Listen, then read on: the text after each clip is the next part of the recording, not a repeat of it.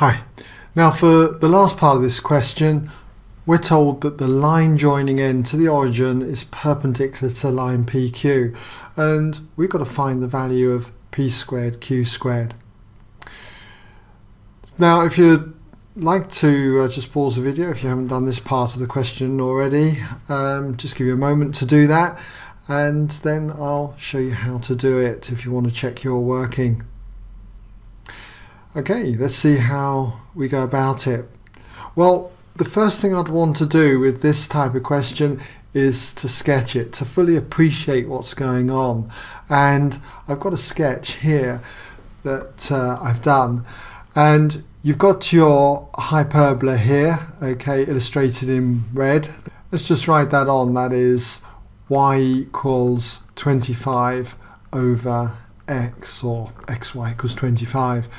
So we've got our curve, we've got our points P and Q on the curve with the coordinates, and we found out that the tangents at Q and P intersected at this point N, and we worked out that the coordinates of N were 10pq over P plus Q and 10 over P plus Q. And we're now told that the line joining N through the origin here is perpendicular to the line PQ. So what we can do is work out what the gradient of PQ is. We can work out what the gradient of ON is, put in the origin there as ON, okay? And we know that the product of those two gradients should equal -1. And hopefully that will lead us to working out the value of p squared q squared. So you might even want to pause the video even at this stage just to try those ideas out. Okay, well, let's just move on then. What we've got then is, following that method, we'll have a look then at the gradient, first of all, of PQ.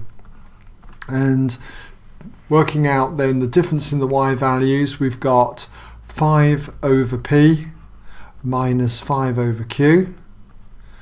That's the difference in y, all divided by the difference in the x coordinate, so it would be 5p minus 5q.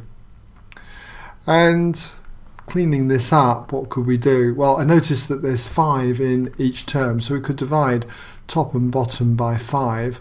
That will give us 1 over p minus 1 over q equals p minus q in the denominator.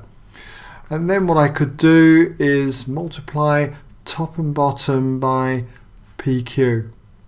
So if I multiply this first term by PQ, I'm just going to be left with Q. This term by PQ, just left with the P. And then in the denominator here, I'm not going to multiply it out. I'm just going to write PQ multiplied by P minus Q. And you can see, I hope, that what happens here is that Q minus P, well, that's the same as minus P minus Q over the PQ multiplied by P minus Q. So that's going to cancel out. We'll just demonstrate that there. Goes into that once there. And so what we're left with is essentially that gradient PQ is minus 1 over PQ. Right, now that we've got that, let's just work out the other gradient. That was the gradient of ON. So if we just come in here, we'll just move down to here, I think. Gradient of ON, I'll put grad for short. Well, that's going to be, again, difference in the y values over the difference in the x values. Taking the origin, we're going to have 10 over p plus q, and that will be minus 0, all divided by this x coordinate here, 10 pq all over p plus q. And if we multiply top and bottom by p plus q, I also notice the 10s cancel out as well, so that's 1 there and 1 there. But multiplying top and bottom by p plus q is just going to leave us with 1 over PQ. So what I now notice is that if I multiply those two gradients together, we know that they should equal -1.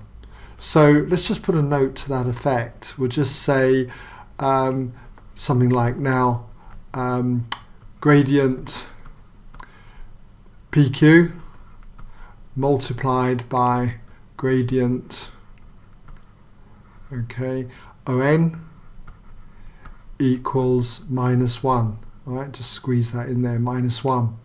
So therefore what we have got is -1 over PQ multiplied by 1 over PQ equals -1. And that leads us to -1 over P squared Q squared equals -1. Rearranging that just gives us P squared Q squared equals 1. Okay, so there's our value for P squared Q squared.